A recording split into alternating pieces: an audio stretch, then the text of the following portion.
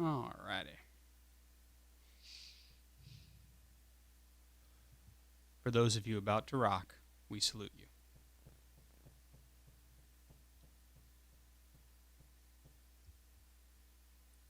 Word. Yeah, we YouTube has been a little weird today. Mm-hmm. They insist that I'm not using the right frame rate. Is it drinking again? They're wrong, of course. Of course they are. They're from the devil. I misspelled balloon. I misspelled it.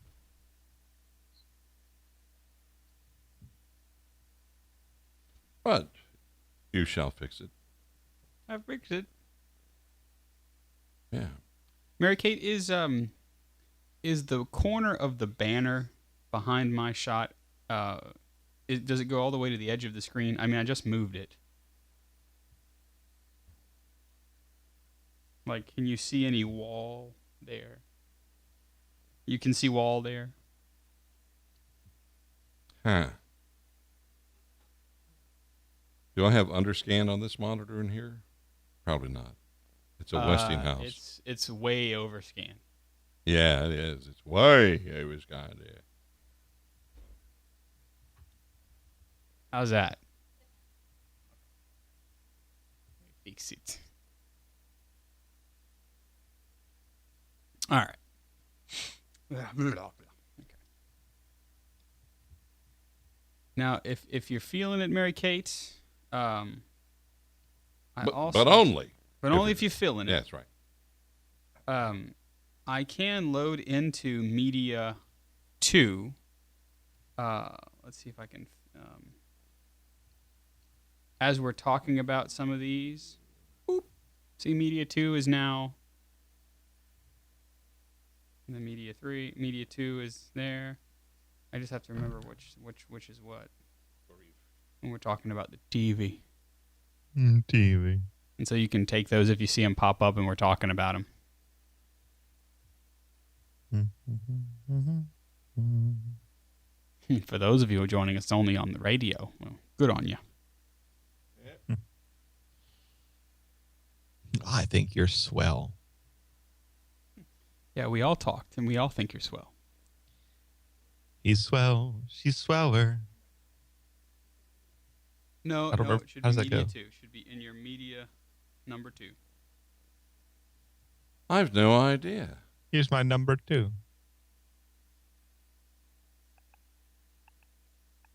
Yeah, Camera 2 is the computer. Media 2 is the still store. So you see they're loading in there. At least they should. Like right now, you should see, instead of please stand by, you should see the tomorrow people. Here you should see los originales. Y ahora I load once again the please stand by because you will need it.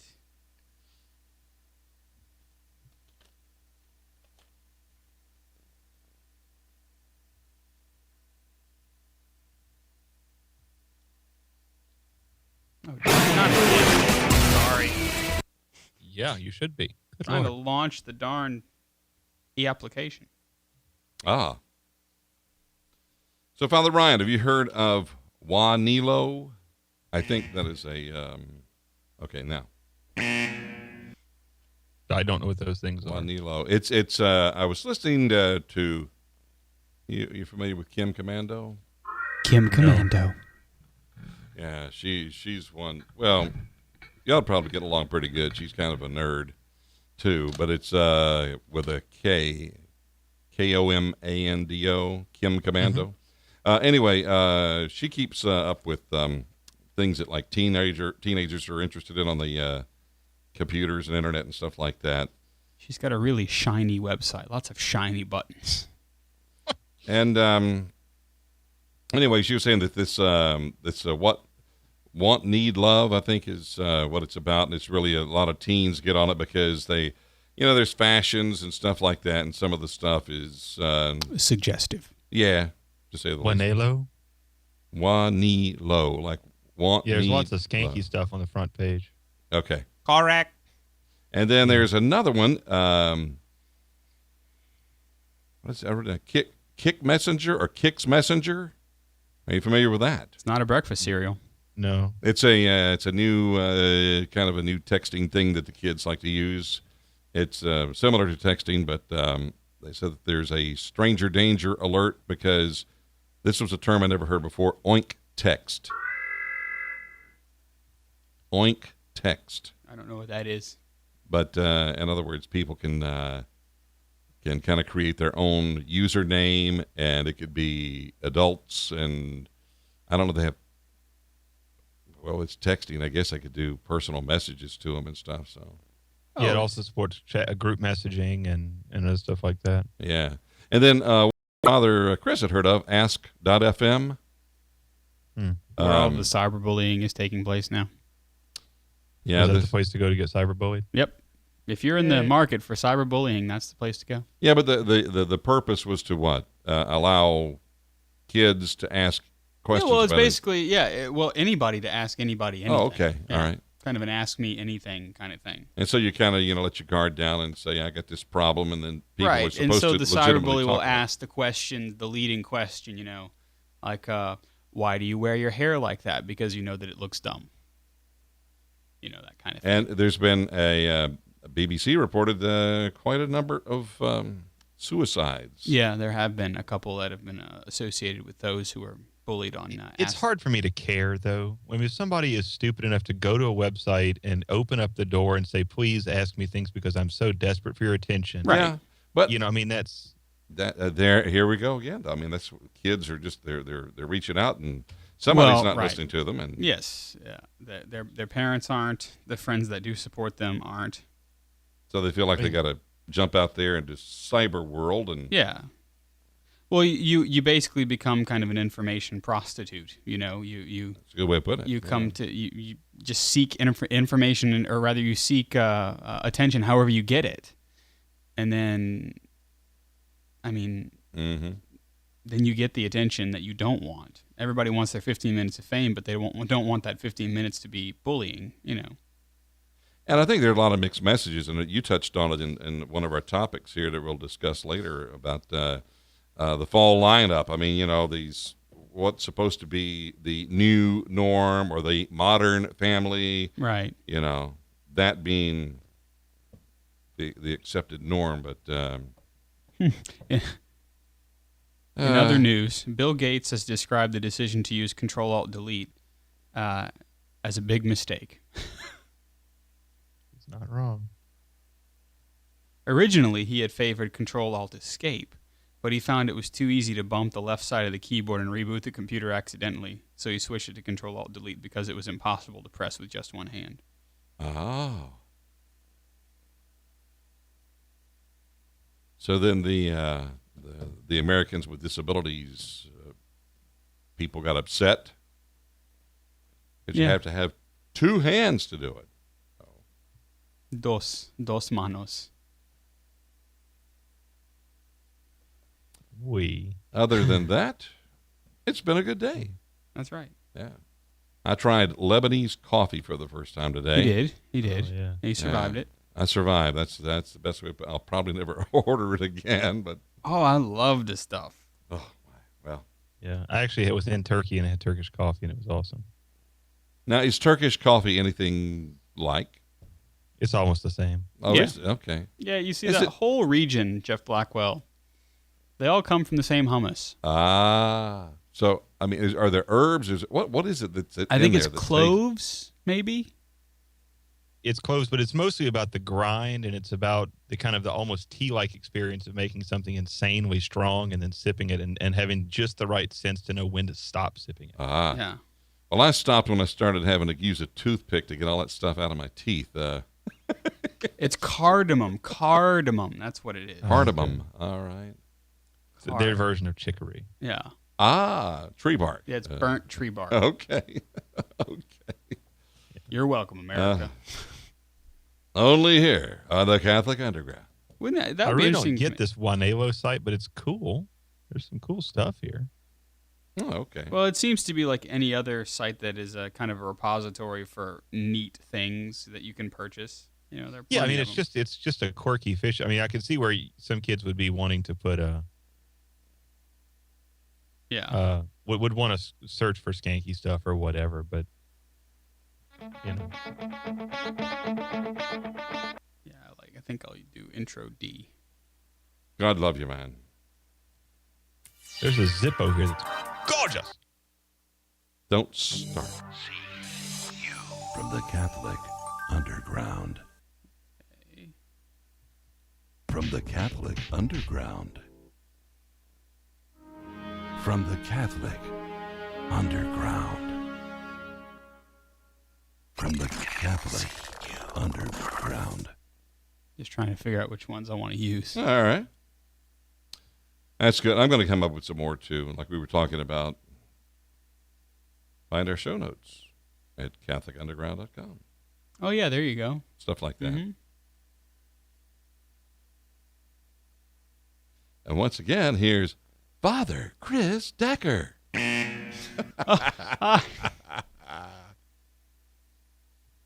Father Chris is being held in an underground bunker. Yep.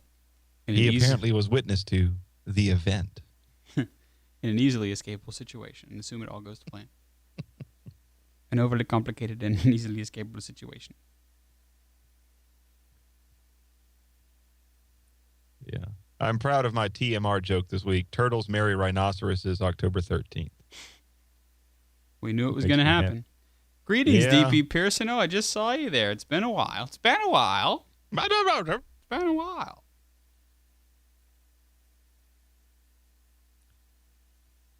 Yeah, I saw that too. I'm not happy. We're not amused. Yeah, I hope that's a bad rumor. That's the other one, right? Yeah, that's the goofy one. That's the Sith Lord, right? That's the one who was ousted for being such a tool. Okay. Noted. Not because he's got it's not the major liturgical stuff. I mean, the guy likes liturgical dance, but we can deal. It's that he hates beautiful stuff. Ugly vestments and everything else.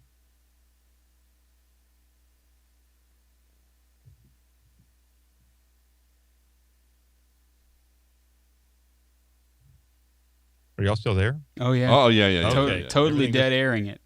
It was hardcore dead air. Oh, man. Hope you enjoyed that. Noise gates are working good, huh? Yeah, they really are. No. Gorgeous. Oh, wow.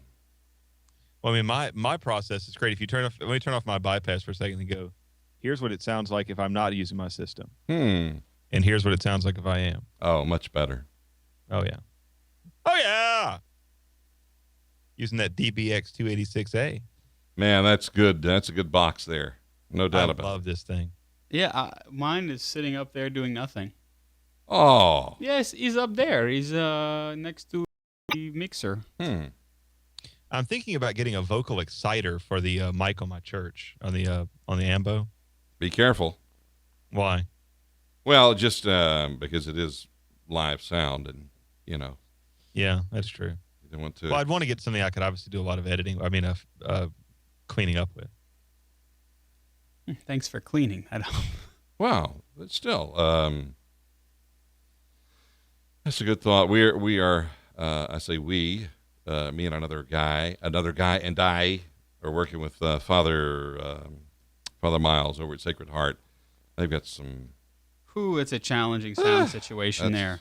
Well, it really is. I think they just started with the wrong system, and isn't it always the way?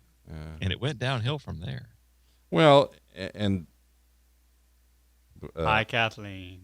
Oh, Kathleen Lee has entered the room. There she is. Yes, there she goes. And she goes again.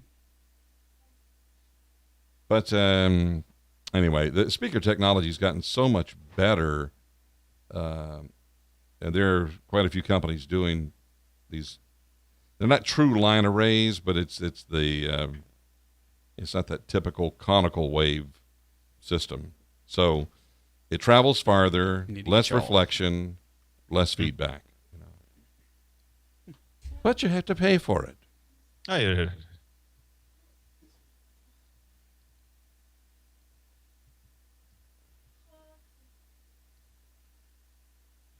Miss Kathleen. How you doing there? I'll turn your mic on too. Hi. There I am. I am okay. Wow. You trying to look at my boogers? What's wrong with you? Come on, counting nostril hairs. What are you talking about? I look so nice. I'm deeply confused Oh. and happy I don't have a video feed. Okay.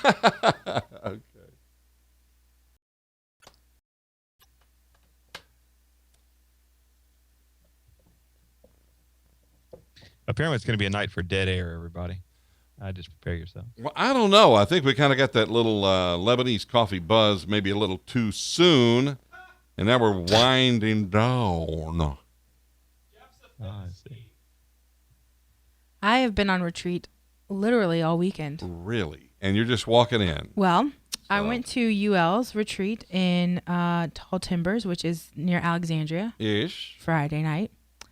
I came back from that this morning and went to help out with St. Teresa of Avila's retreat in Gonzales. Yeah. Gonzales. And then now I'm here from there. So here I am. Glad you could make it. We missed you last week. Yeah. Where was I last week? Dead. Maybe I was. Good day. Good day. Good day. What was I doing last week? I was here last week. 2 weeks ago I wasn't It was here. 2 weeks ago, huh? Yeah, it was 2 weeks ago. I'm slipping. That's okay. It's good to know that you missed me, though. Yes. Yeah. And that's what counts. Jeff, I feel like I see you through the lights. Through the lights. It's like it's going to be a new song. Go down Ooh, in good the one. city. And the sun shines on. Yeah, in fact, Father, if you want to kick that other lamp on, Kick it. I turned it off, but actually, I guess I'll set myself up here. Don't physically kick anything. They're expensive. No. We're not gonna. I'll kick things. Not literally. I'd like to kick something. Well, a spoonful of sugar helps the medicine go down. I think I'll kick Father. All right, y'all.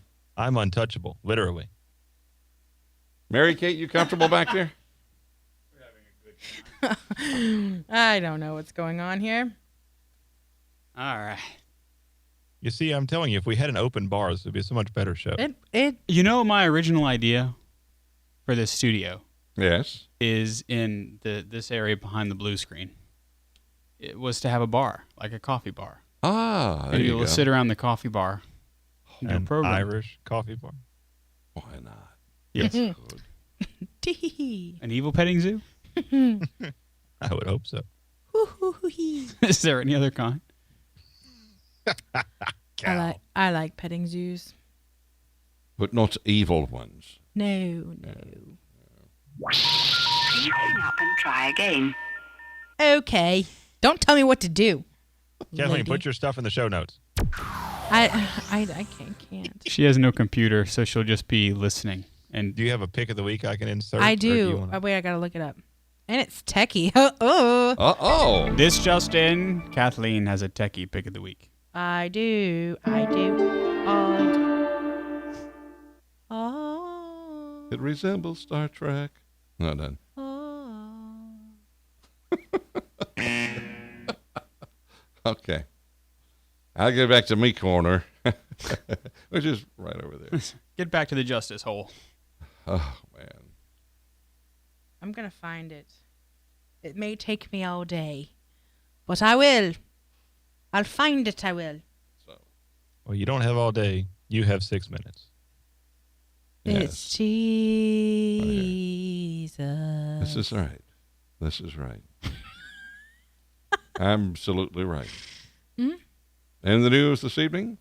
Yes, he still forgives sins. Gerald Ford dead. It's the sacred heart. Lord, still filled with mercy. It's the sacred heart Yes. of the Lord. Lord, still filled with unfathomable mercy. Footage at 7. I got my phone don't work. Oh, by the way, Father Ryan, do you know a gentleman? He published the Pineville newspaper for centuries, it seems. James Gabor. I do not know that man. He's I'm not the mafia. nice Catholic gentleman, and his wife. If you look her up on the internet, she's Jaja? Oh no, her no. She gets allergic smelling hay. I'm sorry, I said his wife. I meant his daughter. Oh, is Christy Atwood. Christy Atwood lives up in Alexandria, and she has written some books. She's one of these motivational speakers, and A life coach. yeah, young fella, I'm gonna tell you right now. you're My life coach. familiar with Irma Bombeck, huh? She kind of reminds me of Irma Bombeck, In Search of Elastic Waistbands and stuff like that. She's I do like a good elastic waist. funny lady. Oh yes, Emma Louise Bombeck, an American The humorist who Sanzabelt achieved slacks. great popularity for a newspaper column that describes suburban home life from the mid-1960s until the late 1990s. Now do it all again with a Jamaican accent. On your head. Bombeck also published 15 books, most of which became bestsellers. Excellent. That's Miss great. Edison, good man. Are we allowed to do that? Yeah, of course. We're not politically correct. I think we could. Well, sure. you might be, but I'm not. I was about to say we ought to just get your voice on some political spots down in Jamaica and make a little money on the You're side. listening to TMJ W, I think. How come my Google doesn't work? Oh, They're not evil. Pteranodons. No, that would be a P. TMR 1013 says they have a list of some other Catholic artists other than Matt and Audrey. Oh, you need to send me that because for the Radiothon this Yes. week, we're going to need some of that. So, You have them on Absolutely. Spotify, Taylor? yeah, put them on. You I can don't know. send a yeah, you list. could Yeah, do a that. Spotify list. Yeah. I don't know all that newfangled. If you're a good tech- person, you do a Spotify list.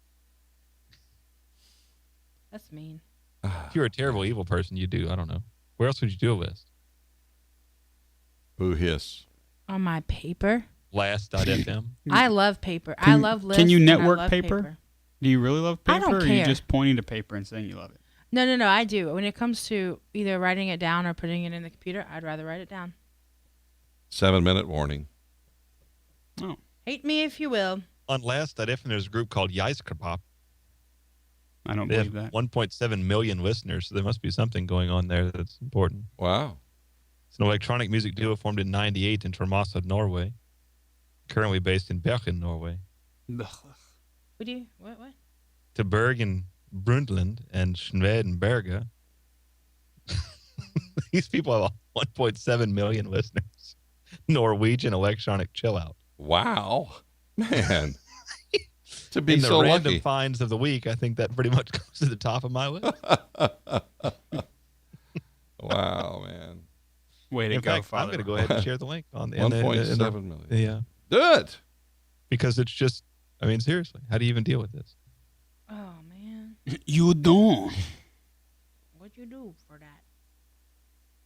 Their name means puffball fungus. Oh. Gross. I had that as a kid. Because of course it I does. was just. That's when I found out I was allergic to penicillin. That's exactly what happened. And Their number 2 track is called The Girl and the Robot. And it's weird because I went to the emergency room. They gave me penicillin, sent me home, and then it's like I couldn't breathe. I had broke out in a rash all over, started running the fever. They took me back to the emergency room. Oh, you must be allergic to penicillin. Oh, goodness. Let's fix that with some penicillin.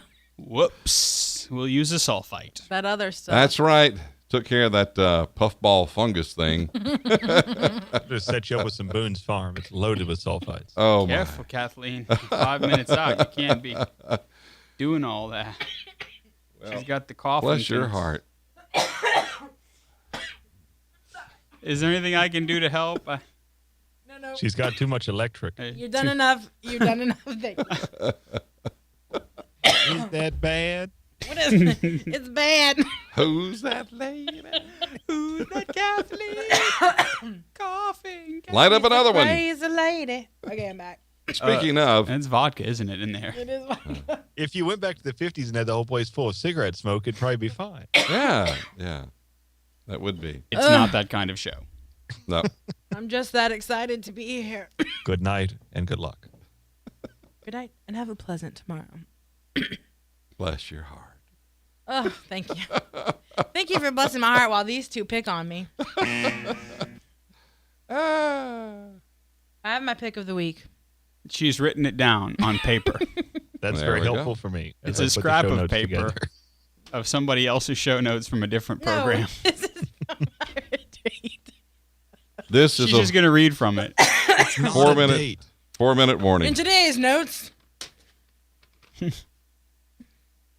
Maybe you can hand it to Father Chris, and he'll write it in the show notes for you. this just in.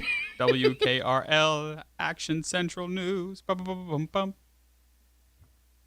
Yeah. You can, yeah, sure. Whatever. Yeah, I mean, Okay. usually when we throw back to network, yeah. You So, want to yeah. go ahead and say the prayer, Father Christopher, and Sure. we'll be ready to go? Yeah. Yes. In the name of the Father, the Son, and the Holy Spirit, amen. Almighty God, we give you thanks for bringing us together to speak about how you are impacting our lives through your word, Jesus Christ, and through the culture in which we live. We ask that you would help us to say the things that men need to hear that will help their salvation, that will help them come closer to you. We ask that you would bless all of those who listen to us live, hear their intentions, and bless also this equipment and keep it safe from any deadly attack of the enemy. We make this prayer in confidence in the name of the Father, the Son, and the Holy Spirit. Amen.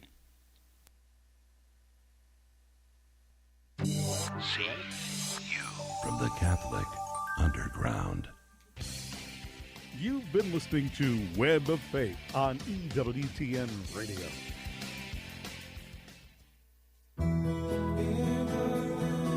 Next time on The Journey Home, join Marcus as he welcomes former Presbyterian Dr. David Pecking to the show. See how his studies led him to become a priest in the Catholic Church. That's on the next Journey Home, only on EWTN. This is EWTN Radio. Johnny's Pizza House in Baton Rouge, 763-9797, and in Central, 615-8335. Hi, I'm Charles Sava with Johnny's Pizza House, proud supporters of Catholic Community Radio. Citizens Bank and Trust is a proud supporter of Catholic Community Radio. Citizens Bank and Trust. Online at citizensbankandtrust.com. That's citizensbankandtrust.com. On October 14th, Catholic Radio is doing it again. Come join us for a fun day at California Pizza Kitchen in Perkins Row. A portion of the proceeds will benefit Catholic Radio in Southeast Louisiana. They can accommodate all of us, whether you're an individual, couple, family of 10, or a business with 100 employees. All you have to do is mention that you are with Catholic Community Radio. That's October 14th at the California Pizza Kitchen at Perkins Row. Eat in or take out. Catholic Community Radio is supported by you. Financial and spiritual support of our listeners is critical to continuing the mission of keeping Catholic Radio on the air. Donate online at CatholicCommunityRadio.org. Weather forecasts on Catholic Community Radio are brought to you by the National Weather Service and sponsored in part by you. Log on to CatholicCommunityRadio.org.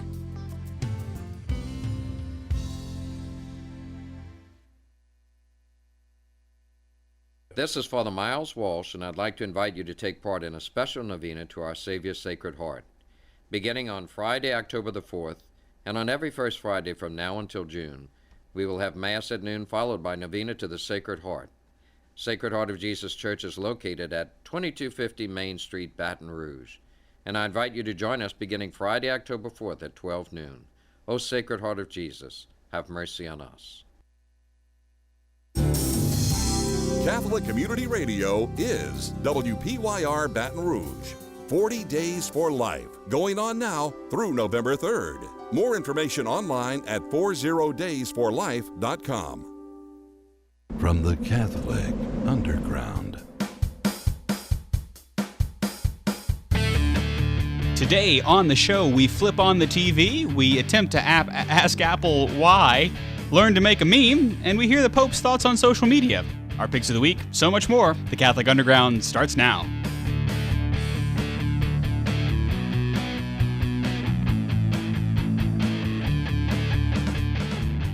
Alrighty, it's time for the Catholic Underground, your weekly Catholic guide to the digital continent. It's episode number 243. I'm Father Chris Decker. If you're listening live, you can join us at catholicunderground.tv and get your chat on with us. A special welcome to our listeners around the world, on the internet, on radio, on television. Joining me this week, we got Father Ryan Humphries. He's the rector of the Minor Basilica of the Immaculate Conception in North Louisiana. Hello, Father.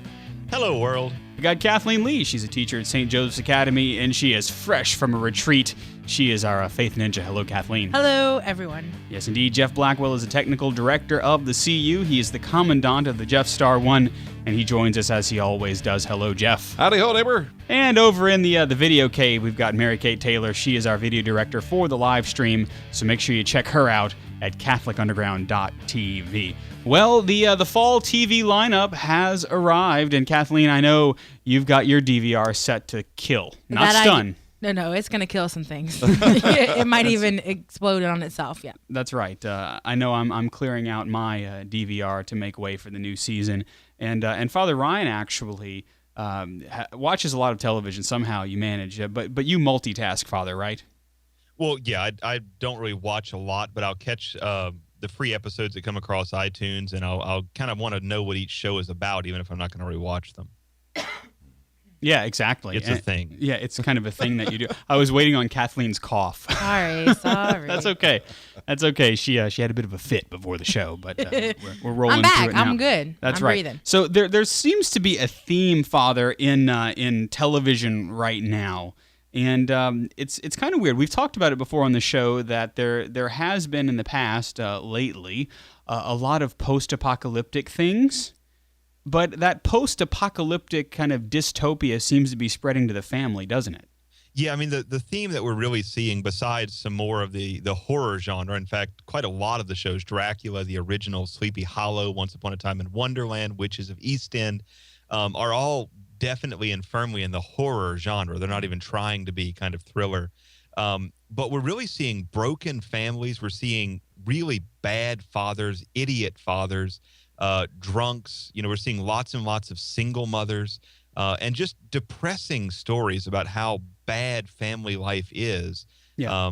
And it's incredibly sad because we're not really seeing anything except one show we'll talk about later that does anything to actually present a working, functional family on any of the major networks. Yeah, I know one of the programs that I've seen a lot of play on. In fact, it apparently brought CBS to the top was Robin Williams' new show. And he's playing himself. He's playing a crazy individual in a marketing firm with his single again daughter. And it doesn't paint masculinity in a very good light. No, I mean, and the other one that I was excited about is starring Maggie Lawson from Psych, and James Caan, one of the great actors of our generation, plays an inept, one-dimensional idiot drunk who was a terrible father back then and who is a terrible grandfather now.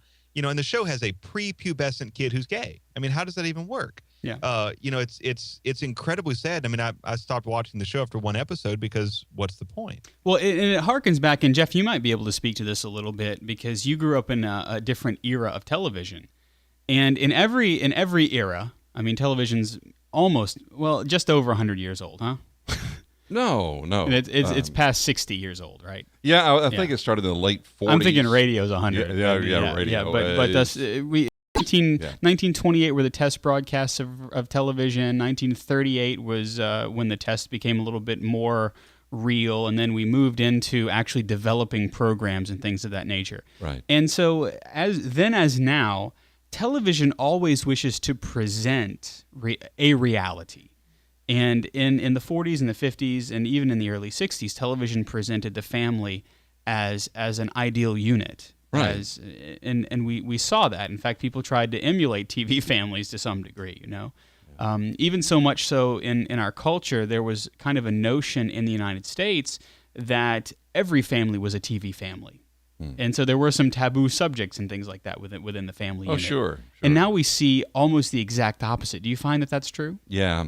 And the thing that I guess that really troubles me is because they're trying to paint these new families as the new norm. Yeah. And Modern Family is a good example of that. And I mean, we had some friends tell us, "Oh, you got to watch Robin Williams, this new show that's coming on." And I couldn't even watch it 10 minutes. It was so boring and it was just dysfunctional to me. But and it's interesting, Father, that I find one of the reasons that I watch television is to discover an ideal. I mean, we talk about how we make fun of how much I like Star Trek, but one of the things I like about Star Trek is it presents an ideal.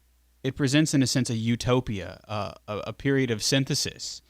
Even though there are wars and things of that nature, there is a striving.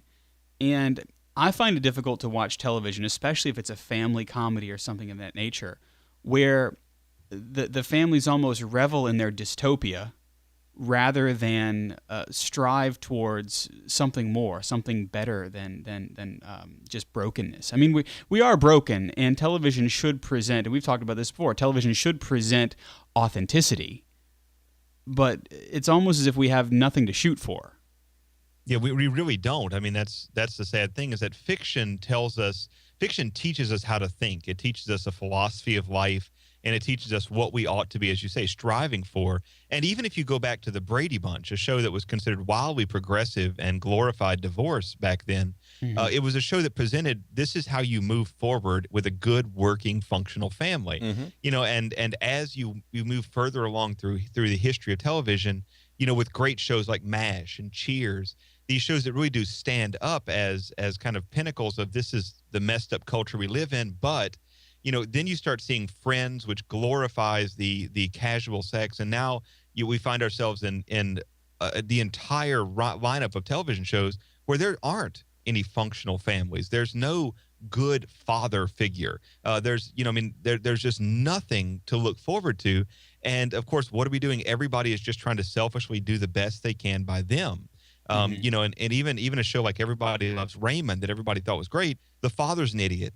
Mom is the slave driver, and nobody knows how to live their lives. Everybody's just wandering through life, hoping that somehow or another something good happens, because everybody who's in a position of authority is an idiot. Grandma, grandpa, dad, mom, everybody's an idiot, and no one knows what they want in life, you know? Yeah, and Kathleen, do you find that maybe this, do we begin to live the television that we watch? Oh, yeah. You know, I was having a conversation with my students the other day about how, how really schizophrenic society is, you know, because when something comes out that is, you know, offensive or, you know, or not appropriate, people are in an uproar. Yeah. But we're saying the same thing, like society is saying, but this is not offensive. Like, it's funny, it's a joke, it's you know, a comedy sketch, it's a sitcom, and you know. Right. What are we supposed to think? Like, how come you get your feelings hurt here, but you don't get your feelings hurt here? Absolutely. Yeah. And that's I suppose why, Father Ryan, it seems as if science fiction is beginning to tell the story, because science fiction almost always is trying to aim towards some sort of ideal. Yeah. Well, science fiction, remember, generally speaking, tells us what our society believes the future will be. Yeah. And occasionally you have these things that do reach out. Like, I mean, Star Trek comes out of the 60s. It's a product of the 60s. Star Wars is a product of the 70s. And the two new sci-fi shows that are really going to stand out this year, we hope, are going to be Agents of S.H.I.E.L.D., which is related to the Avengers movie. And it's going to be kind of a Marvel superhero thing, but it's all superheroes who are anti-heroes. Yeah, the Tomorrow People's another one. There's not a super, you know, who's just the embodiment of goodness and right. Right. You know, you don't have that. You have people who are deeply broken anti-heroes, all of whom may be working towards some vaguely good end, you know, but what are you going to do? And then you have the Tomorrow People, which, you know, looks to be an interesting show. It's a play on the mutant kind of theme. And I think it could be very, very interesting, because it may be the first rare moment we get to see of real heroism, something that's completely unwelcome on any of our fiction, any of our television nowadays. Yeah, I was a big fan of the Tomorrow People whenever they were on the Disney Channel, not Disney, they were on Nickelodeon as I was growing up. And there's even an older version of the Tomorrow People that is I believe it was a British program, and it was kind of the X-Men before they were X-Men kind of thing. And where is the Tomorrow People shown? The Tomorrow People, I believe, is. I don't know if it was one of the big four networks because I had not heard of it. Yeah, it's on the CW. Ah, okay. That's all right. Yeah. Yeah. And so it'll be interesting to see how they play that idea of young people growing up with paranormal abilities in a normal world. I mean, that sounds kind of like X-Men, but it'll be neat to see how they kind of spin the universe. It's likely to be something along the lines of Alphas, a show that was kind of hard sci-fi. I don't know how well that's doing, but probably mixed more with your CW kind of Smallville sort of ethos. Yeah. And me, I can deal with that. Now, something like some of the vampire spinoffs, Father. You're not a big horror fan, I know. No, if it gets too horror, I can't go there. These aren't kind of like soft horror. Dracula is going to be an actual blood fest. The originals is really quite scary. Sleepy Hollow, I've watched the first 2 episodes, and it's an actual horror show. I mean, it's Walking Dead horror. And I haven't had a chance to catch Once Upon a Time or Witches yet, but I'm expecting them to have the same kind of thing. Now, they're both going to be glorifying the Wicca kind of point of view, but they might actually be good, scary shows. Still, I don't know if we can recommend them yet because I haven't had a chance to see them. Yeah, and so it'll remains to be seen, of course. I'm looking forward to the rest of the Agents of S.H.I.E.L.D. Kathleen, did you see? You're not going to watch this show. Why? Why do you say that? There are attractive people on it. Yeah. You see? Come for the... Hey, because that's what I'm all about. Just the physical surface level of things. You get drawn in, if you see somebody who's handsome, who can act, right? Yeah, okay, I'll give it to you. Yeah. I don't know. Anyway, I watched the pilot of Agents of S.H.I.E.L.D., and I like where they're going. I'm really excited because it's for the first time in a while, it's big screen on the small screen. They've taken what happened after the Avengers movie, and they have carried it over. So you're in that Marvel universe. They reference the fact that, if you saw Avengers, spoiler alert, this dimensional portal opens and all of these aliens come in and they basically destroy all of New York City. And so they're talking about this post-alien New York, a time when all of these heroes have kind of outed themselves as they're real and they're interacting with humanity. And now it's the Agents of S.H.I.E.L.D. that are supposed to kind of manage all of the situations. And I'm really looking forward to it because I like good sci-fi, and I really like the Marvel universe as well. Not just because of the comic books, but I'm looking forward to that because the superhero genre really does have the ability to tell us a lot about ourselves, about what we aspired to, and even about how one of the beautiful things that Stan Lee was able to do in writing Spider-Man and some of the other characters is he's almost always talking about how an individual that seems completely impenetrable, like Spider-Man, is in fact a broken individual because of his past. And so he's trying to in a sense, cope with his past and try to better become a better person through his superhero abilities. And that seems to be kind of what the Agents of S.H.I.E.L.D. is about. And, of course, Joss Whedon, of Firefly fame, of Serenity fame, of Buffy the Vampire Slayer fame. It could be very good. So well, and it's important to catch the difference between somebody who is an imperfect hero, which is basically everybody but Superman, right, and then an anti-hero, somebody who is a bad person who does bad things that happen to result in good consequences. Yeah. Somebody like the Hulk is not a good guy. The Hulk's a bad guy who happens to do good stuff.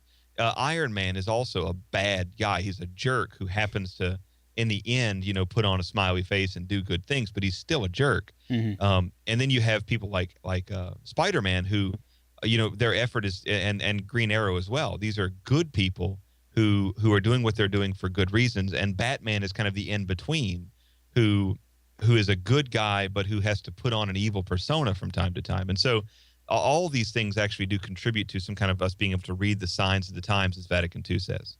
And so when we watch television, we shouldn't just simply watch it to be entertained, because I think that nowadays we owe our society more than just passively watching television. If we're going to pay attention to TV, then we perhaps need to think above just a little bit. What is this doing to my brain?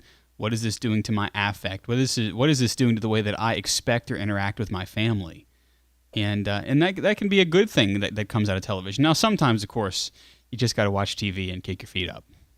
Yeah, and I got to tell you that I watch TV from the standpoint of how does it make me feel. If I feel uncomfortable, and I've had many friends of mine that say, "Man, you got to watch Breaking Bad. It's such a great series. It's on Netflix, and they have these marathon." But what is the whole point of this show? Is this guy is making drugs and he's evil, and that doesn't make me feel good. So I just don't watch it. Yeah, and I think sometimes people say that, oh, well, television, that's just make believe, and nobody that doesn't actually play out in real life. Well, sometimes perhaps we can watch television to try and legitimize some of the things that we want to do that are sinful. Not that you'd watch Breaking Bad and go, okay, I'm going to go bake drugs now. Yeah. But well, maybe I can be just a little bit like the character in that I won't be as conscientious or things. And so, I mean, television, we are what we watch. We've said that probably since the 60s. You are what you watch. And we can be. And that's why part of what we try to do with the Catholic Underground is bring quality programming, something that you can sit your kids in front of, and really, Catholic programming, Christian programming, good programming should present humanity to itself in such a way where we can watch and go, maybe I need to be somebody that's better. Maybe I need to be more fully myself. Maybe I need to be more fully human and not more fully or emptied, more debased and that sort of thing. So that's what's on television, and of course, we're on television.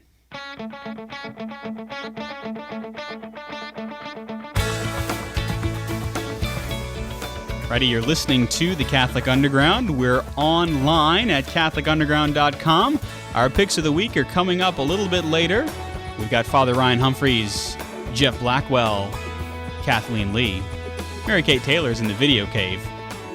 And you know me, I'm Father Chris Decker. Well, iOS 7 is live. And it's like a flatland in pastels. Yeah, thanks for the warning. Kathleen, have you upgraded your phone yet? No, I haven't, and I won't do it. I think maybe, Kathleen, you're going to have to trade your phone with Jeff, because Jeff, you have not been excited about this iOS 7 update, have you? Isaiah, Father, don't get me started, will you? Oh my! I thought it was going to be such a good thing because, well, we talked about this a couple of weeks ago. All this flurry of app updates that were coming in, and more of a slurry. So anyway, I said, "Wow, I'm going to do this. This is going to be cool." It's like getting a new phone, but man, there's a lot yet to be desired. I just thought I don't know. I'm maybe too old. You guys may not remember Romper Room. That's where that's where Leonardo DiCaprio got his start. He's so handsome. That I did not know. Well, anyway, these graphics are just, I don't know. I thought it was like Fisher Price or something. It was just real, just too plain. And yeah, they animate the icons and that's neat. But I don't know. I'm going to say this and see how Father Ryan picks it up. Okay. It kind of looks like an Android system. Yeah, but not a launcher I'd install. Really? Yeah, I mean, Father Ryan, you're the only one here that doesn't have an iOS device. Well, I have an iPad. Yeah. Okay. Yeah. And so I installed it, and it's okay. I don't love it, but it's okay. I like the cleanness of it, but just some of the simplicity I'm not too big on. I like a little bit of pop, on the graphics. Now let's see. 24 hours. It was released for 24 hours. Over 200 million people. Yeah. Decided that the little red badge on their settings app has got to go. So they updated, and so really over half of iOS devices are running this new operating system now, and so everybody is kind of getting used to it. One of the things that we know about Apple is older phones like my iPhone 3GS and 3G. Nope, no luck there. Have to be content with the old, Now I'm a little worried because it seems, Father Ryan, that Apple is again trying to kind of tell us what we need. Oh yeah, definitely. And it's not just telling you what you need in terms of features, but telling you what it should look like, and not giving you any real options to skin the thing. I mean, in this day and age, it would seem like it would. Okay, we're going to charge you $1.99, but here are 30 different skins, all of which support our new thing. But pick one that you like. You know, I mean, we're going to give you a gold phone or a black phone or a silver phone, but you know, everybody's stuck with the same kind of Easter Sunday graphics. Oh yeah, that's kind of what. Easter Sunday. I use a few more primary colors and pastels, but yeah, I think that's it. And it really is interesting because this also represents kind of a shift. Apple announces the new iPhone, and Apple announces the new iOS 7 update, and its stock price falls. What's up with that? Did not know that. Yeah, its stock price actually fell. I mean, it's selling record numbers of these things, but its stock price actually fell whenever they introduced the new phone and the new features and the new iOS 7. And I wonder if it's not Apple. We have to give them props where props are due. They told us what we wanted before we knew we needed it. It was with the iPod, the iPhone. It was a completely new way of doing everything. And now, Father Ryan, we're finding that there's a little bit more savvy for the iPhone, the tablet user, the phone user. Yeah, but I think if we're being honest with ourselves, since Steve Jobs died, Apple has done nothing. They've put a new coat of paint on everything, and maybe they have some products down the line, but I don't think anybody is looking up and saying Johnny Ive is an innovator. And you know, I think investors are looking from the outside in and saying, we've just met Apple in 1992. There's no innovation taking place. And even though there's all kinds of this gorgeous, expensive, complicated, graphical stuff, we're still watching Android just run away with everything because Apple won't support obvious stuff like scanning the operating system, like widgets. Flash. Yeah, I mean, stuff that is just drop dead obvious. And Apple is saying, no, we know better than you, and we're not interested in supporting anything that you want. This is because we know what's best for you, and now sit down and shut up. And that mentality worked when Steve Jobs was at the front because you could say, well, Steve Jobs has a direct line to Methuselah or somebody, but I don't think anybody's looking at Apple and saying this is now the innovation company. The iPhone 5S is behind the curve a lot. Wow. Yeah. Where do you, if you had to try and project, where does Apple need to go in order for it to really hit the market where it needs to be? I mean, is it inventing, the personal rocket ship to Mars, the thing that we don't know that we need? I mean, where could we possibly go in tech? I think the only reasonable place to go at this point is dictation, is voice recognition. But even people who are doing that well, we as a culture just are not into that because, if I'm in a private meeting, I don't want to have to pick my phone up and talk to it.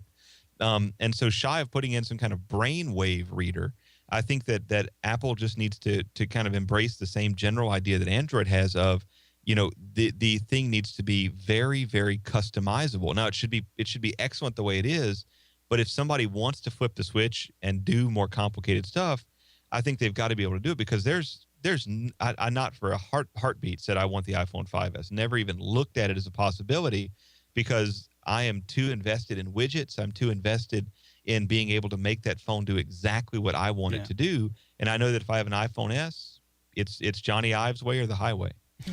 Ive's way or the highway. That's right. Actually, Kathleen has had one of the Apple prototype brainwave generators, the iWave.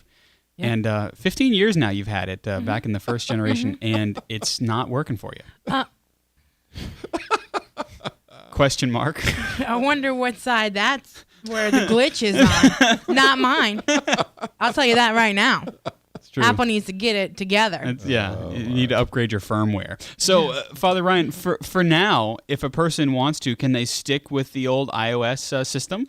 Like Kathleen? They can, but Apple is really pressing people to update, and so it's Never. the kind of thing where every time you turn the phone on, you might accidentally click OK, and then all of a sudden you're stuck with iOS 7. See, and I don't get any of that.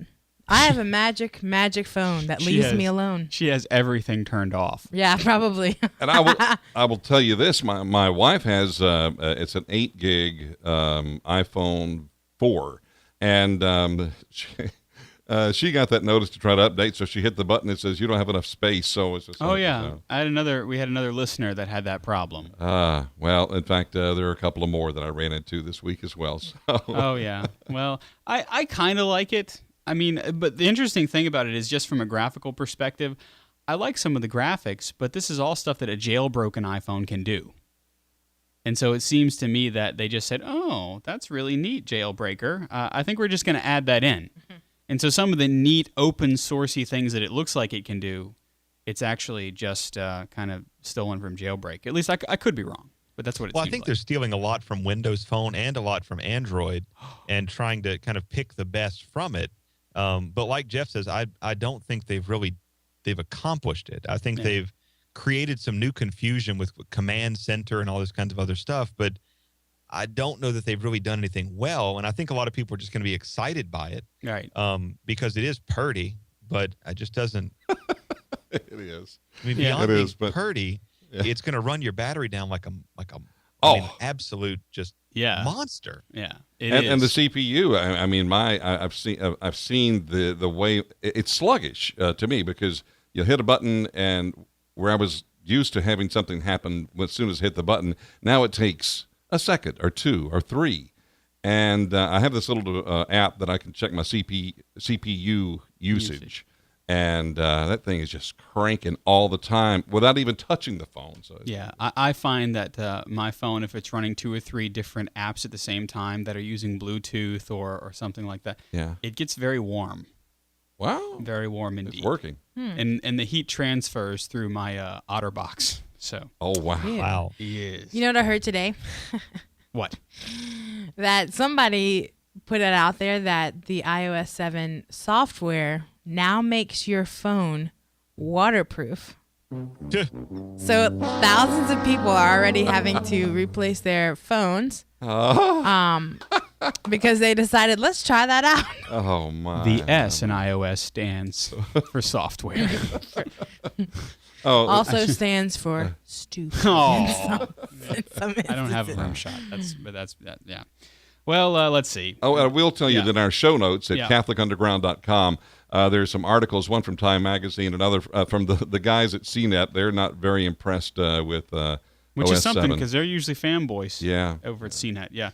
And then, of course, a little 4-year-old child that's upset with the iOS 7 upgrade. He's only known iOS 6, and so all of his life it was only iOS 6, and now so you can watch him cry on YouTube. It's a 17-second video, and the little kid is just going, "It's not the same," and the father goes, "It's the same." He goes, "No, it's not." It's hysterical. 2.7 million views already this afternoon. So. That's right. They're rich, so they can buy a lot of phones now. They really could. There you go. Turning from iOS to social media, the best tools for making memes. Jeff, you know what a meme is, right? I have no idea. Tell me what a meme I'm sure you've seen them. They're those little images with a person or animal or something that has a big, bold caption in impact font. Oh, yeah. Okay, I do know what a meme is. They've really expanded in the last year, and they include quote pics or quote graphics and things like that. And it's kind of a tongue-in-cheek quotation or a punchline. And in a similar vein, we have infographics now that are very popular, especially if you use Pinterest, which includes some kind of a visualization of data in a way that's easy to understand, and it usually has some clear point or punchline itself. I really like infographics because they're almost always well designed. And so memes at one time, Father, were just little inside jokes, but now they're really in the mainstream. Yeah, they really are, and especially if you hit somewhere like Pinterest or Tumblr or Facebook, they're the only thing that stands out amidst the sea of other stuff. And being able to just have a big box there, and there's your quotation or there's your little joke, that's hugely valuable in that they do cut through the noise. That's their magic, really, right? Is they're able to just completely silence everything but that. Yeah, and you're able to kind of you only get a second or two to get your information across. Sometimes you have people who want to put a half page of text on that, but if you have a nice tight little quotation, you drop it out there, you put Pope Francis' face behind it or a sunset or whatever, and you've gotten your point across. Yeah, more than 82,000 followers on Catholic memes. Now, Catholic memes is a really good one. They're all over Facebook these days. I was just looking at them. In fact, on Catholic memes, Father Robert Barron, one of the juggernauts of the new evangelization, sent the guy in charge of Catholic memes his new Catholicism, the New Evangelization series, to thank him for his work within social media. This is a guy who sits at his desk, among other things, and he thinks up all of these clever little things about St. Athanasius and, the Arianist heresy and all these things that are kind of inside jokes, but if you've been playing the Catholic home game for any period of time, you get it. Or if you don't, the other thing about it, Father, is that you can go and find out more. You go, well, I wonder why this was the punchline. Yeah. Yeah, exactly. Yeah. And you'll hit something with a little quotation or a little blurb, or like we did one where we had this little kid who was screaming at this giant llama, kind of animal, or this giant donkey kind of animal, and and said something along the lines of, and with your spirit, it's been 9 months. You just have these kind of things people look up and they go, oh, okay, I see what you're getting at. I see what you did there. We should use the right responses. Aha. Yeah, and that's the cool thing about memes is they can use sarcasm in a completely kind of anonymous way to get you to kind of perk your eyes up and go, what's going on? Kathleen, you're looking at him right now. Yeah. So my favorite one is there's this little boy, he must be less than a year old, and he's got this look like he's just, and it says, did you just say, and also with you? Exactly. Like, yes. Yeah. And so, good humor gets me to stop what I'm doing, to take notice, to re-enter reality with some new understanding of what is true. That's what humor is supposed to do. It's supposed to present reality to us in a kind of a surreal way to get us to go, now what's really real? What am I doing? That's why we say God has a sense of humor, right? The air conditioning went out in my church this weekend, and the gospel, of course, was about the rich man and Lazarus, where the rich man was basically sitting in a pool of fire, looking for water, And I go, well, that's that. My life was a meme this weekend. That will do. Exactly. There you go. So a lot of Catholics are getting in on this. Catholic gag, Catholic memes, Catholics know the answer. How do we make them our own, Father? Because anybody can make a meme, really.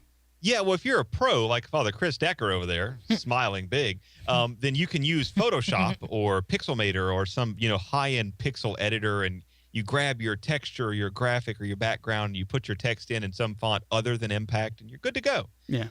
If you're an amateur like me, then you can go to IMGR or Live Meme or Quick Meme or Meme Dad or MFlip, and I'll put those in the show notes, where they basically just have a series of stock backgrounds, and then you type in the text, and they'll use some web magic to drop the text in on top, and you just click a button and you save that file, and if you want to share it on Facebook or Pinterest or wherever, you're good to go.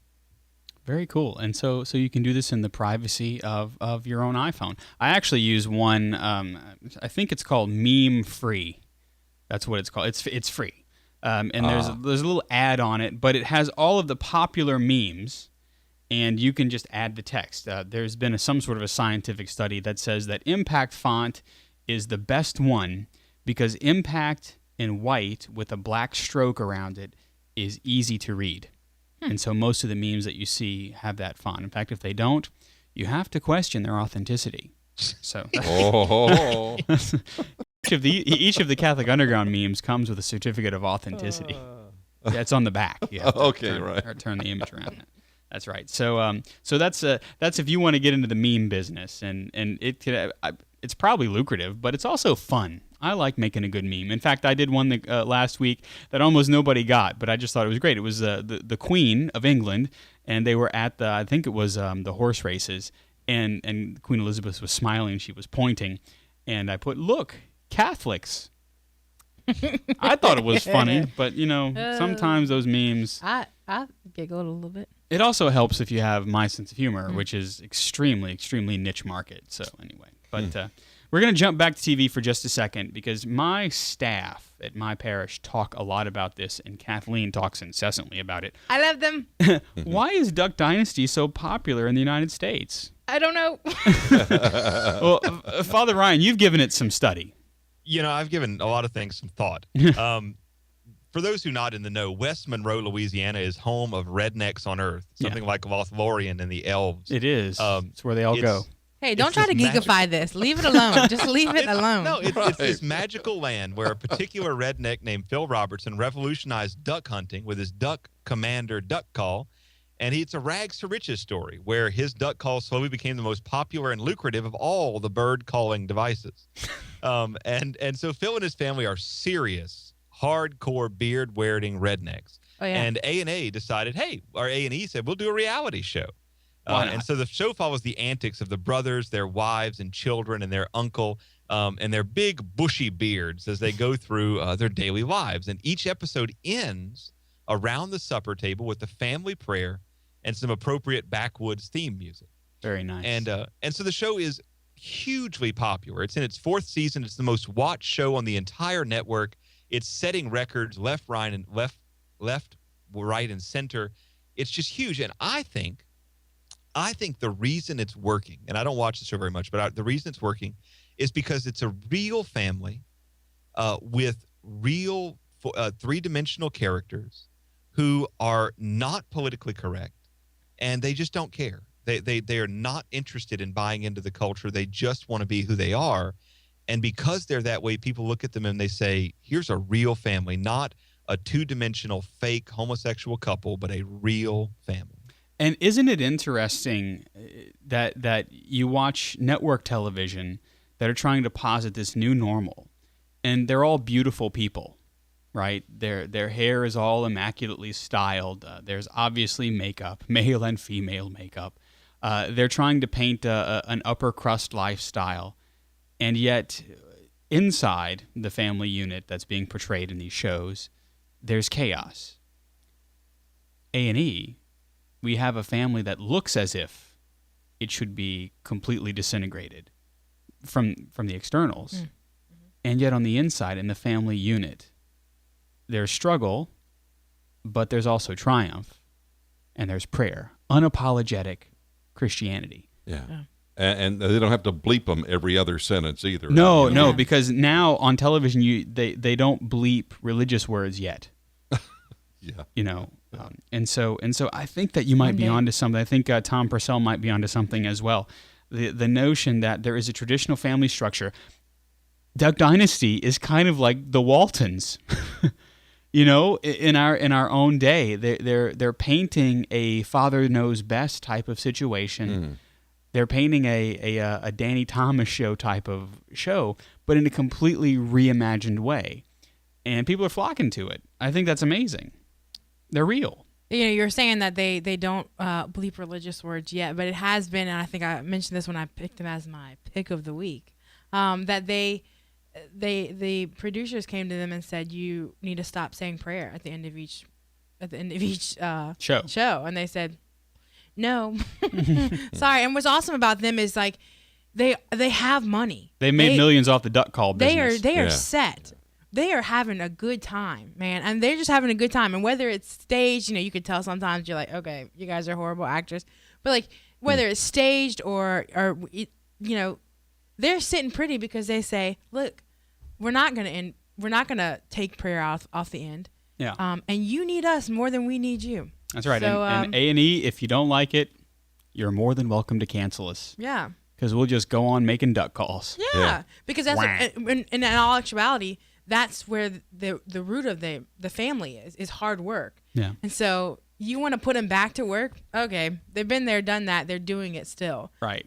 So it's not like they're like, we'd rather sit and just film a show all day. And I've heard some interviews with them on K-Love and other things like that, just talking about their family values. They're unapologetic for it. This is what we believe. We believe in, in traditional marriage. We believe in, chastity and all these kind of things. And so I love them. I think they're awesome. Very cool. Well, we'll be watching, as always. Turning to Pope news, a consistory has been called to set the dates for the canonization of Blessed John Paul II and Blessed John the 23rd. They're being canonized together. The dates are going to be announced at 9 a.m. Rome time this coming Monday. So for those of you listening and watching to us live, tomorrow. For those of you listening and watching us Monday, today. Pope Francis will meet with selected cardinals to determine the date of canonization. Now, Father Ryan, there are some things to remember here, too. Right. We want to remember that Pope John Paul II was beatified May the 1st as a blessed, 2011, by Pope Benedict XVI. His second miracle was approved recently, July 2nd of this year, by Pope Francis. So far, the best guess on the date will be Divine Mercy Sunday of next year, which will be April 27th, 2014. He died, if you remember, on April 2nd, 2005, after hearing the vigil mass of the Divine Mercy Sunday for that year. And so it makes sense that he would be canonized on Divine Mercy Sunday. John 23 is a unique story. He died in 63 and was beatified in 2000, but he never had a verified second miracle. And Pope Francis has the right to waive that requirement, and he did. And so it's very likely the two will be canonized together. As we said, the likely date right now is April 2014, but who knows? Nobody can read Pope Francis. He's like a book in another language. That's right. And if you really want a good read Pope Francis, his interview with America Magazine, like we talked about last episode. Although you won't get any clues about when the date for the popification or the canonization of these popes is going to happen. So there you go. And more Pope news. It's the first annual for Pope Francis, his Pontifical Council of Social Communications. He delivered a message to them, and it's always interesting to hear what the Pope has to say to this council. Now, this, as you recall, the Social Communications Council was instituted by Pope Benedict XVI, I believe. That's right, Father, huh? Yeah, it was. And so it's kind of brand new, and it's the Social Communications Pontifical Council. It's their job to try and figure out how the new evangelization gets out, how this idea of re-Catholicizing our culture finds its vehicle. And so there were a few things that we found in the statement, and we thought we'd bring some of them to you. Father, do you want to bring us through here? Actually, I'm hearing some distortion, so why don't you do that? All right, here's a couple of things that the Holy Father said. Quote, "In the last few decades, the various means of communication have evolved significantly, but the Church's concern remains the same, though it assumes new ways of expression. The world of communications more and more has become an environment for many, one in which people communicate with one another, expanding their possibilities for knowledge and relationship." The Holy Father has said that more and more communications has become an environment. I think that's very telling, Father. Yeah, I agree wholeheartedly. I mean, it's something that people exist within the social media environment and within this kind of bubble of an experience of staring at a screen and waiting for experience to happen, to come to them. Yeah. It's an odd thing. Yeah, and it's almost an analog to that would be how we kind of expect to experience liturgy nowadays, huh? We almost expect liturgy to be a one-sided communication where I'm looking up at the stage and I want the priest to say something to me. And it's interesting that the Holy Father is saying, yes, the communications is turning into an environment, but it's an environment that allows for the expansion of possibilities of knowledge and relationship. And a relationship can't be one-sided. And so that's right. It has to be a sense of dialogue, which is that, in fact, another quotation that we pointed out, or that I was looking at. He says we must ask ourselves, what role should the Church have in terms of the practical means of communication are disposable? In every situation, beyond technological considerations, I believe the goal is to understand how to enter into dialogue with the men and women of today and to know how to engage this dialogue in order to appreciate their desires, their doubts, their hopes. Very, very Gaudium et Spes. Yeah. And so that sense of it can't just be a one-sided. There has to be a both and, a dialogue across the board. That's right. He also says, quote, "We do in fact witness today in the age of globalization a growing sense of disorientation and isolation." Could that have something to do maybe with the television that we watch? He says, quote, "We see increasingly a loss of meaning to life, an inability to connect with a home, and a struggle to build meaningful relationships. It is therefore important to know how to dialogue with discernment, to use modern technologies and social networks in such a way as to reveal a presence that listens, converses, and encourages." There's a notion here of dialogue, and that dialogue must be done with discernment. We have to discern our media. Yeah, absolutely we do. We really have to spend some time asking the Lord, what does the Lord want us to do, and how does he want us to interact with this? And be willing to hear what we don't want to hear. Right. And it's such an essential part of saying just because we can doesn't mean we should, but because we can, some must. Right. If that makes any sense. Exactly. And then, of course, we have the notion that Pope Benedict talks about, the notion of the digital continent. To be on a continent means also that you are journeying on a landscape. And Pope Francis says, "There is an ancient rule for pilgrims which St. Ignatius adopts, and which is why I know it," he said, because he's a Jesuit. is in one of his rules, he says that the person accompanying the pilgrim must walk at his or her pace, not going on ahead or falling behind. In other words, I envisage a church that knows how to walk with men and women along the path. The pilgrim's rule will help to inspire us.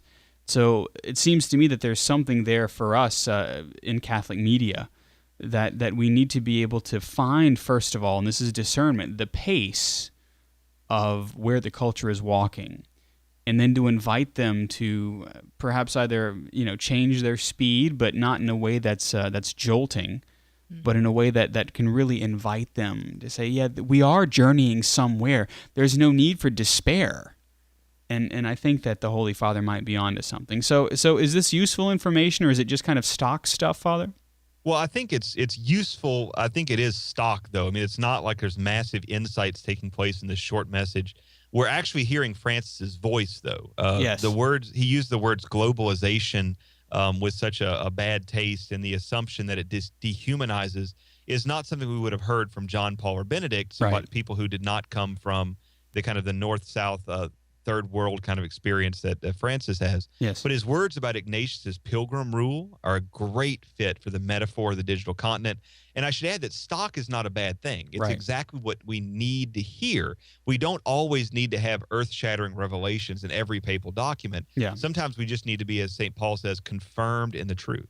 And there's nothing wrong with that. Being confirmed in the truth, well, you're not in falsity. It's time to go to the CU Pick of the Week. All right, for our CU Pick of the Week, we're going to go to Kathleen because she's using her manual typewriter today. Yes, I am. So today I did a retreat, and I've seen these before, but on this retreat we used a portable sound system. And so my pick of the week is the PV Escort. This one's for you, Jeff Blackwell. It's a really cool thing. It folds in on into itself. So it's got a whole board on one side, and then these two speakers, as you can see, for those of you who are watching, fold out. And then you set it up, and you can direct from the board. It's not a huge sound system, but it makes me think, like, we can go out into the middle of a field and run an extension cord and have a pretty nice little setup. So just something that's portable, that's easy to use for those of us who are not sound gurus, and I'm pretty cool. It's about anywhere between $600 to $700 to $800. I'm just going to throw this out too, because Sure. I actually had some folks at the Louisiana Propane Gas Commission. They were doing these functions, and they needed a small PA system, and that's the one that I recommended they buy. Oh, cool! And so you can get it for around $600, and they actually have a little MP3 player. They tie it in. Yeah. They're able to make live announcements, and it's really a nice system. It was awesome. I want to get one. Yeah, and they're on Amazon Prime, if you have like $600. Good to know. In that case, get two. That's Get right. two, Kathy. We'll start a collection. That's right. Exactly, yeah. So, Jeff, you've actually got a sound-related item, too. Yes, I wish we had one of those audio nerd alert things to play, but... The CU World of Technology. That'll work this time. There you go. For you guys that like to... and there's a lot of youth groups that are experimenting with and making their own videos and what have you. And mic selection is what makes the difference, because you can have lights, you can have a good camera, a backdrop setting and stuff like that, but if it sounds like you're talking in an echo chamber, you ought to look into a shotgun mic. And shotgun mics come in different lengths, which narrows the pickup pattern. So to get it all described in one nice handy video, I think it's about 5 minutes long, the folks at Shure Microphones have put together some examples. And it's really neat. It's very, very well done, and we'll have the link in the show notes. There you see it. That I'm telling you what, Father Chris is on the job for those of you who are watching. We try. But check it out. The link is in the show notes at CatholicUnderground.com. That's right. Father Ryan, you have a curious pick of the week. Yeah, so for a lot of us, we've been using iCloud, and we have just an iPhone, and you just hook up and it just works, right? You have your calendar.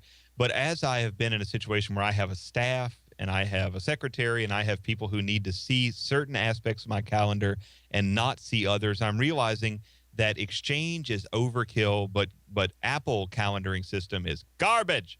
And so I needed something that had some strong sharing ability, but that would work across every device, from my iPad to my iMac to everything. And I found that in Google Calendar. And it's one of those things that's obvious. It's always sitting there. You always go, well, sure, duh. But it's unbelievably powerful system that is able to keep up with really complicated sharing, multiple user administration stuff. You can tell people certain things about your schedule, like when you're, I'm available or I'm busy. You can just use enormous amounts of information, and you get a great deal of control over who sees what, how they see it, when they see it. You get to control reminders, notifications. It'll send you text messages. It'll do just a million great things that lets you put your entire calendar together in a way that is perfectly organized. And that if you're OCD, or if you are just need a calendar to do something simple, you get huge amounts of control. And for people who are just kind of putting up with the calendaring systems that are built into their phone, I strongly recommend looking at Google Calendar. The transition's a little difficult, but once you're there, even if you're not a professional, even if you just want some people to know what's going on, whether they can call you or not, it's amazing. It's amazing. And it's great, as one of the people in our chat room says, for family tracking and scheduling as well. Oh, that's nice. I like that idea. Yeah. My pick of the week is is geeky. It's if you want to read the entire Marvel universe in order, then you're going to want the complete Marvel Reading Order website. Whoa. So if you want to follow, say, Captain America and where he enters into the Marvel universe and all the way through, you can read some of the original episodes for the issues for free. And I think then if you want to join Marvel's, whatever their read online thing is, you can do that. But you know which issues to look for. And so you can go by character, by title of the issues, by the title of the comic book. You can also go by all sorts of different things, like by city, by whether it takes place in Metropolis or well, it wouldn't be Metropolis, that's a DC. Sorry, So the Marvel Reading Guide, we'll put that in the show notes so that you can follow all of your favorite Marvel characters and see where Iron Man got his start. One of the things that I like is to read some of early Stan Lee. He really takes himself seriously, Stan Lee. He's something else. He uses a lot of alliterations, and maybe that's why I do too. I don't know. And it's funny because I didn't really get into Stan Lee until I began watching the superhero movies, and I went back to all of the comic books, and it's good storytelling. That's interesting because I've seen him just in some of the cameos, and it's always a little more light or comic. Yeah. So I maybe thought that's kind of the way he was. I think it's one of those things where like, well, we got to have Stan Lee in our movie. Yeah. And Stan Lee's kind of a crazy character, so how can we put him in here and make it seem, like that's a cameo, but it's not really a cameo. I missed it the first few times. And sorry, go ahead. No, go ahead, Father. Well, he showed up in an episode of The Big Bang Theory that was really funny. That's what I was about to say. Yes. Yeah, but it was funny because they, each one of them went to him and wanted him to sign a thing, and it was always the same thing. To my friend Leonard, something from Stanley Excelsior. But then the other guy, Raj Kutherpally, picks on him about his names and all the Ping Fang Fong and all the alliterations. Yes, all of the names have alliterations just about. Yeah, and he so he gets it signed to Raj from Stan Lee because apparently he got cheesed off because Stan Lee takes himself very seriously. He does. Actually, I've it's been my pick of the week a couple of times. The Stan Lee's How to Draw Comics and Stan Lee's How to Write Comics. He really knows his craft, and I think part of that is because he created his craft. Comics were something that were completely different whenever Stan Lee entered onto the scene with Steve Ditko. And comic books were really kind of finding their instrument. And then whenever he began with the Marvel Universe, what would be known as the Marvel Universe, it completely flipped storytelling, comic storytelling. All of a sudden you had characters that had depth and that actually experienced suffering and things of that nature. I mean, Spider-Man's a good example of somebody who experiences great suffering and then uses that suffering to help him better himself, as we talked about earlier in the show. And that, for some reason, was never done. Usually, superheroes, they were just considered to be completely untouchable because they were above humanity. Yeah. And, and so let me tell you how to live your life. Well, no, these were people living their lives. Things happen, and they become super, So I guess there you go. That website's a good start. That's a really good start. Yeah, exactly. So that's that. And, of course, Jeff, we have plenty of benefactors. Oh, yeah, and one of the things I'd like to mention before I get to that is this coming week, Tuesday, Wednesday, Thursday, we're going to ask for your help, financial help. The Radiothon kicks off Tuesday morning at 7 o'clock here on Catholic Community Radio, whether you're in New Orleans, Houma, or Baton Rouge. And we can certainly use your help. So you'll be hearing a lot about that this coming week. Yes, indeed. Those are always just fun to listen to. They are fun to listen to. And to be a part of. There you Always go. fun to listen to. That's right. Well, portions of the Catholic Underground are brought to you by audibletrial.com/Catholic Underground. That's audibletrial.com/Catholic Underground. That's right. And we thank all of our benefactors. For those of you who pray for our apostolate, those of you who have subscribed to our apostolate, you can do that at our website and find out a little bit more. We thank you, as always, for your support, because we wouldn't be here every week without you. You've been generous to this cause, and it's because of you that we're continuing to move forward. It's because of you that we have Kathleen now. Hey. I mean, Kathleen ain't cheap, let me tell you. You should see the rider on her contract. Tis true. Tis true. She requires a lot.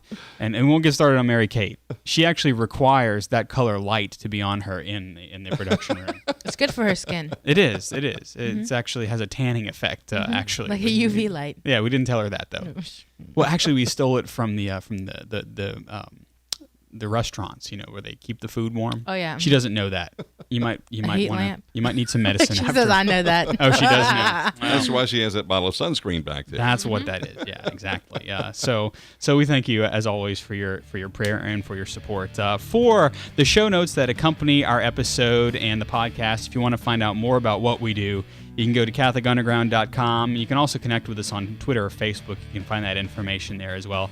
Father Ryan's Church is online at minorbasilica.org. He is at Fr Humphries on Twitter. Thank you, Father Ryan. It's been my pleasure. Jeff Blackwell is the tech director of the CU. He's the ruling despot and paperclip folder at Blackwell Communications Group. There you go. JeffBlackwell.us, and he's on Twitter at JeffBlackwellis. Thank you, Jeff. It's a privilege, Father. Yes, indeed. Kathleen Lee is the Faith Ninja. She joins us fresh from retreat at KathleenYABR on Twitter. Thank you, Kathleen. Anytime. And Mary Kate Taylor is an evangelist. In her spare time, she grinds coffee beans for fun and profit. But not really. Thanks, Mary Kate. And you know me. I'm Father Chris Decker. You can follow me on Twitter at Digital Catholic. Join us on the interwebs for the See You Later at CatholicUnderground.tv. We want to thank you, as always, for tuning in and hanging out with us here in the digital continent. We're Catholic Underground. We're Faith Gone Digital. And I promise we'll see you next time.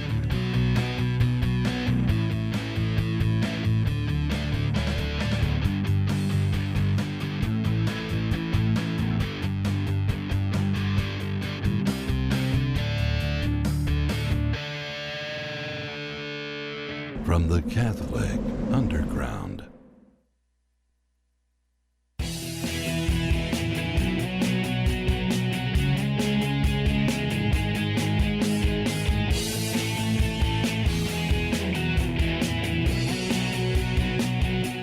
Yes, is the See You Later. And we're back. We're back. Yeah. Apparently there was some drops in the audio feed or the video feed or something. I don't know. I'm Father Chris Decker. On this end, I could have a hard time hearing it was a lot of good. the show. The audio was grungy? Oh, yeah. Well, we were kind of thinking of taking it in a punk direction. Yeah. For this episode, but I was channeling Nirvana. Oh, it wasn't good grunge. It wasn't like good Charlotte. It was more like Simple Plan. Oh, more like Simple Plan. Yeah. Oh, I really don't know what I'm even talking about at this point. Who are the people that do the ridiculous Black Parade song?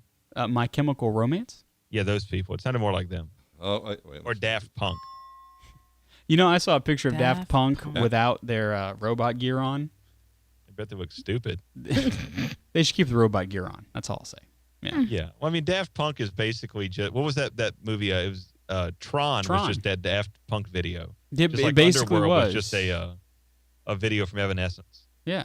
2-hour Evanescence music video. That voice you're hearing is the dulcet tone of Father Ryan Humphries, by the way. Hey, what's happening? Kathleen Lee sits to my left, to your right. And we've got Jeff Blackwell over there. Over here. Mary Kate Taylor is doing her thing. Yeah, she was the former Venus flytrap on WKRP in Cincinnati. Oh, Mary Kate, that's what Mary Kate did. Yeah. You look good for your age, Mary Kate. Yeah, she does. Yeah. So the Radiothon is coming up, and I'm looking forward to it. We always have fun. I know that I'll be on, I think, on Tuesday. No, Wednesday. That's my day off. Yeah. I don't have but any I'll be days there. You don't want to be there when the Do you want to come? when Oh, the you're tractor beam working comes at in. school. What time, though? Morning. Okay, when does when the tractor being? What did you say, Father Ryan? You don't want to get in. You don't want to be in the middle of things when the tractor beam gets installed. Oh, yeah. It doesn't arrive till Tuesday. Everything gets here on Tuesday. Yeah. Sort of the only thing good that came out of the entire useless movie number 7 of Star Trek. Yeah, it's true. I'm trying to figure out why the sound is dropping out. I think on my end there's some serious problems with the internet, but that's just because it's rainy here. Yeah, the weather. I'm used to not keeping up with the show, so the drops don't bother me so much. Well, you're right. God love you. That's wonderful. We don't get compliments like that very often. That's the nicest thing anyone's ever said to me. Where's that rim shot when you need it there? I know. Welcome to my life. That's not it. That's not the... Okay. Have What you been just to happened? weather.com and seen their error page? It's hysterical. What show? Which one? Weather.com? When you do weather.com / your area code, your zip code rather, it used to give you the weather. Now you have to do something between. And you have this giant in Helvetica. Oh, no! The page you're looking for does not exist. I think it exists fine. I just haven't found it yet. I'm going to put on my... I'm going to dial up the old iPhone here. Get the chipmunks running. You know, come to think of it with the video, YouTube has been giving me some issues. They insist that the frame rate is wrong. The frame rate is wrong. Well, it may be, but I insist. By whose standards? YouTube's. Okay. Yeah, I'm just using the file that they gave me to configure the feed. And now they're telling me the feed's wrong, so I don't know. Yeah, to TMR 1013. Yeah, it would be nice to have the list of Catholic artists a little earlier. So if you I think we have 5 of the 15 or 20 tracks that we need. We just need a couple of other ones to put in there. So if you want, you can email me.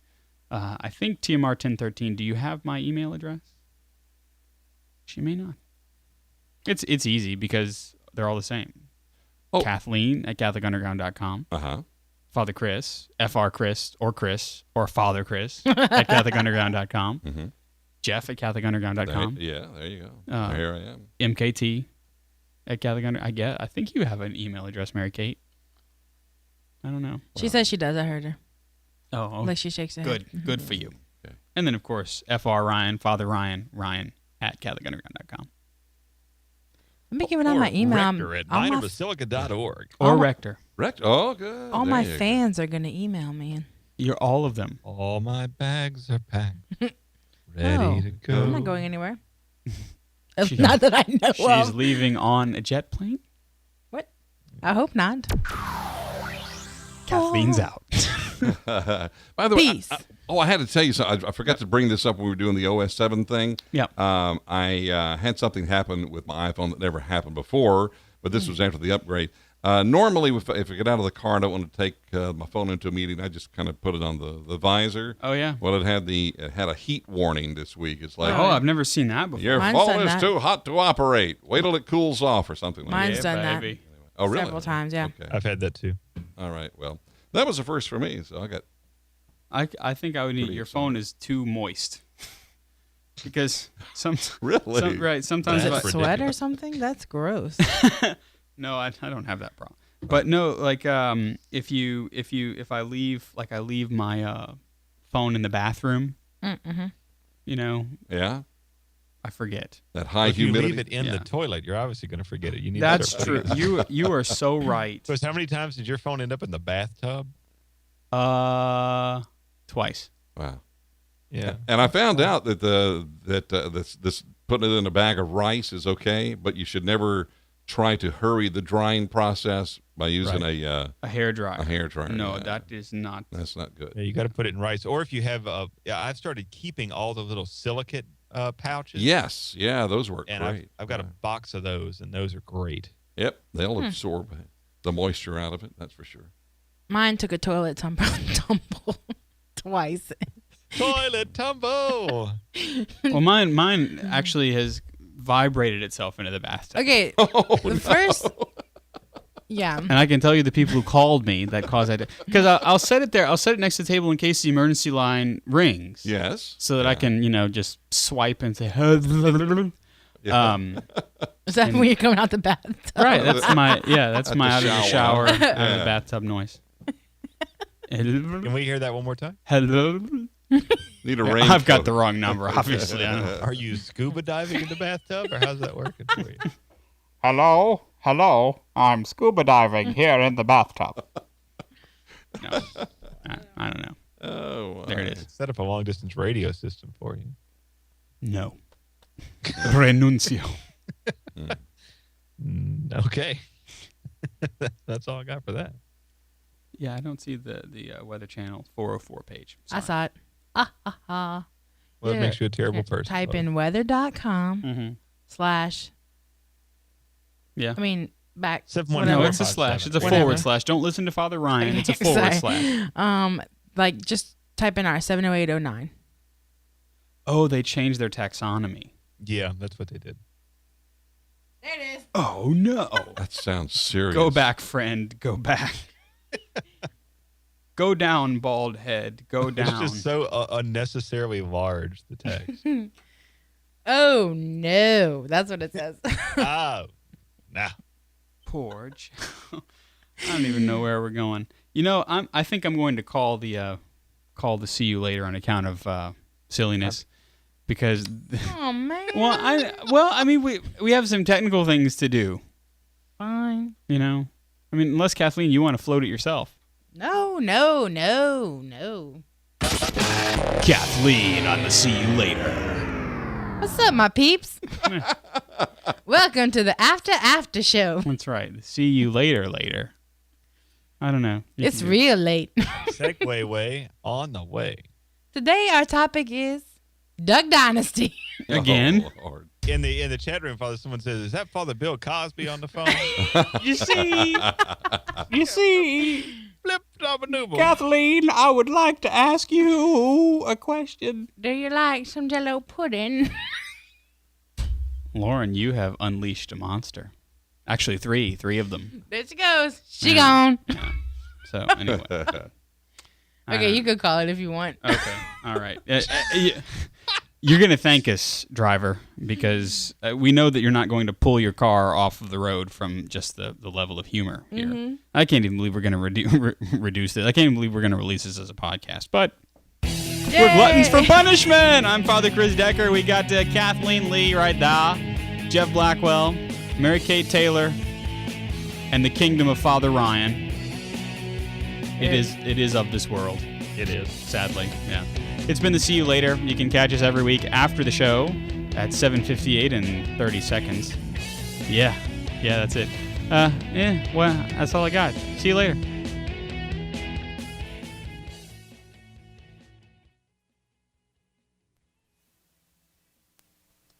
All right, strike the set. We're out of here. Strike the set! Send